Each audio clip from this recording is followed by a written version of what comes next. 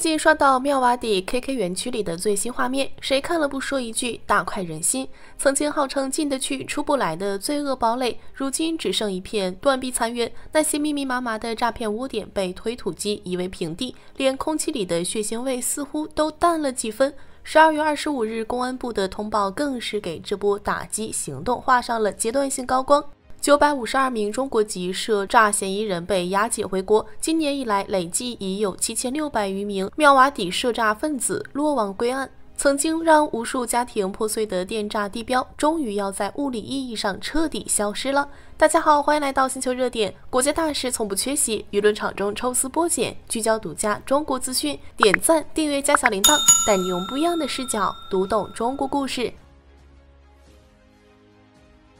說起來也挺諷刺，這個盤踞在緬泰邊境的犯罪天堂，曾經把高薪招聘的謊言散遍全球，如今卻成了犯罪分子終點站。可能很多人不知道，妙瓦底能成為國際電詐大本營，全是靠歷史和利益織成的一張黑網。早從二戰時期開始，英國殖民者就給克倫邦埋下了混亂的種子，承諾獨立又反悔，讓克倫族與緬甸政府的矛盾徹底激化，常年戰亂不斷。後來克倫族內部又因宗教分裂，一部分武裝被政府收編後成了地方割据勢力，拿着合法身份幹着違法勾當。2021年緬甸政局變動後，這裡更是徹底淪陷無網管狀態，詐騙集團趁機勾結地方武裝，把研磨愛河兩岸的區域打造成了犯罪走廊，北起水溝谷，南至沃萊繆，43個中大型電詐園區星羅棋布，光跟泰國美索之間就有30多個偷渡渡口，成了犯罪分子的自由通道。最臭名昭著的 KK 園區，巔峰時期坐擁635棟涉案建築，分成 A、B、C 3個區域，簡直就是個犯罪小城。不過現在這園區也風光不再了。截至12月24日，494棟建築已經被拆成廢墟，剩下的141棟也被提上了拆除日程。緬方放話要在2026年1月徹底清完，算是下定決心要把這個恥辱地標從地圖上抹掉。旁邊的水溝谷園區也沒好到哪兒去，694棟建築被逐一排查，169棟涉詐建築要麼被查封，要麼被拆除，還搜出了3310台電腦、21870部手機，甚至有102套星聯衛星設備。難怪之前打擊行動總難斷了他們的通訊，原來早就備好了天外神器。當然，這波勝利可不是天上掉下來的，背後是中緬泰三國實打實的聯手發力。今年年初，三國就建立了部級協調機制，10月開始，緬方就照着共識開展清剿。12月15日，三國警方更是首次組隊直奔 KK 園區、亞太新城等核心窩點，現場督導清剿成效，還敲定了後續聯合管控、快速遣返的方案。當天下午2點20分，三方代表在第2泰緬友誼橋會議室開會，直接約定24小時內共享情報證據，還要切斷犯罪園區的電力和網絡，簡化遣返流程。這波操作相當於給詐騙集團上了全鏈條鎖，想跑都沒那麼容易。可能有人會說，緬甸這波打擊是不是自導自演？畢竟有消息說，不少涉詐人員在軍方和地方武裝的協助下逃去了仰光等地，拆除建築也被質疑是毀滅證據。小編覺得這種質疑並非空穴來風，畢竟妙瓦底的利益網盤根錯節。詐騙集團每年給地方帶來的黑收益難以估量，指望一次清剿就徹底根除確實不現實。但從數據來看，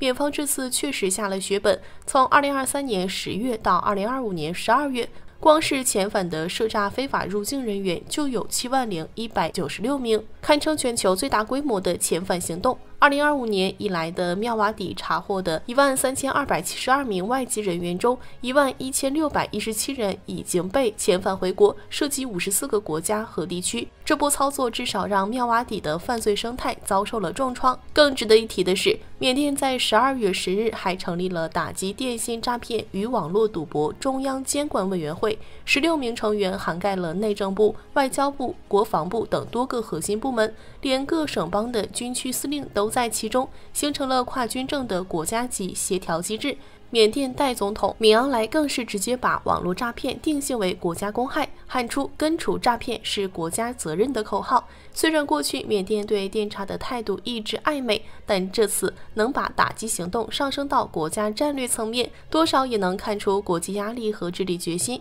而中國這邊的成果更硬核，除了7600餘名嫌疑人被押解回國，還推動 KK 園區、亞太新城等核心窩點徹底清剿，用實際行動告訴那些犯罪分子，跑再遠也沒用，犯了罪遲早要買單。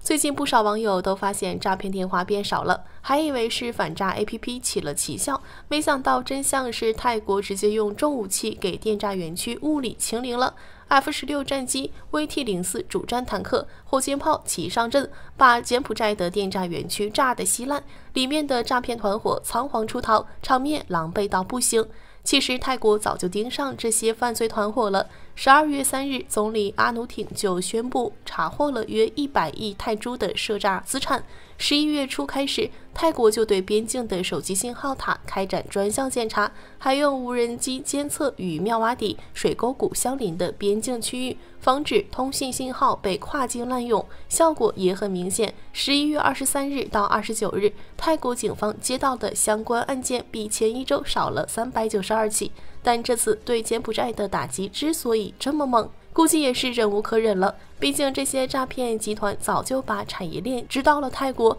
很多受害者都是通過泰國邊境偷渡到妙瓦底的。泰國相當於成了犯罪中轉站。眼看着電詐園區被連鍋端，柬埔寨急了，直接開記者會控訴泰國恐襲炮擊，造成17名平民死亡，77人受傷，想給泰國扣上濫殺無辜的帽子，想逼泰國停止行動。更有意思的是，有消息說洪森家族被打得四處求援，甚至放狠話要公布借不得光的消息。小編猜測，這些所謂的秘密大概率是跟電詐集團的利益勾結有關。畢竟柬埔寨境內確認的犯罪園區就有53個，還有45個高度疑似。這麼大規模的犯罪網絡，沒有官方勢力庇護，根本不可能存在。諷刺的是，柬埔寨還把這些滿是罪惡的園區包裝成經濟特區、科技園區，甚至度假村，把犯罪當成了支柱產業。也難怪泰國出手這麼狠。讓人意外的是，這場泰柬之間的衝突卻讓國內網友達成了罕見的共識。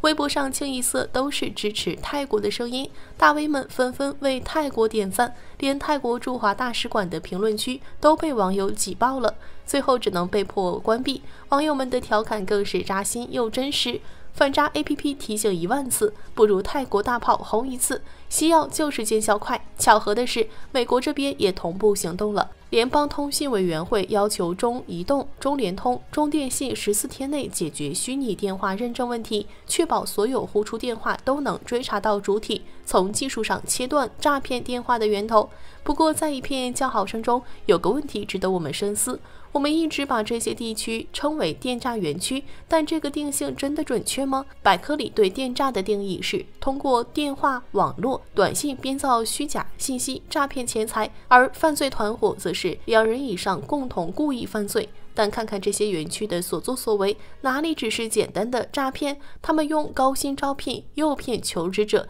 一旦入境就非法拘禁、暴力毆打，甚至有受害者被綁架撕票、割腰子。這早就超出了電詐的範疇，完全是國際恐怖黑社會犯罪組織的行徑。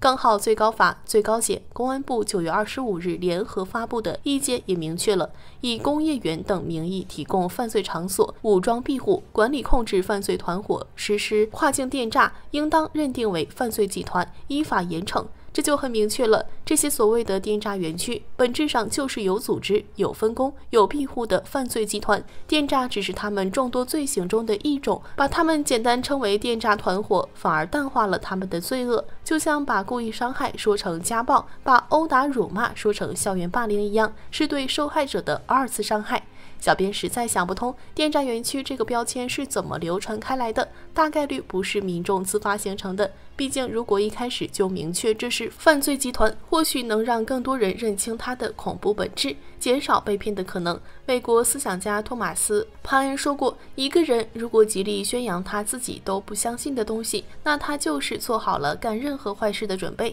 那些把犯罪園區包裝成經濟特區，把犯罪團夥稱為電詐團隊的人，本質上就是在為罪惡站台。無論是妙瓦底的廢墟，還是泰國的炮火，都在告訴我們一個道理：跨境電詐從來不是簡單的騙錢，而是牽動多國利益的犯罪產業鏈。打擊這種犯罪必須拿出零容忍的態度，更需要國際社會的聯手發力。中國的持續施壓，泰國的強硬打擊，美國的技術封堵，都是對犯罪集團的沉重打擊。但我們也要清醒地認識到，只要有利益可圖，犯罪集團就不會徹底消失，他們可能會轉移到其他混亂地區繼續作惡。好了，今天的內容到這裡就結束了。如果你喜歡小編的影片，還請大家多多點讚轉發，讓更多的人一起見證中國進步。關注我的頻道，這樣既能回顧往期視頻，又不會錯過之後的精彩內容。那我們下期節目不見不散。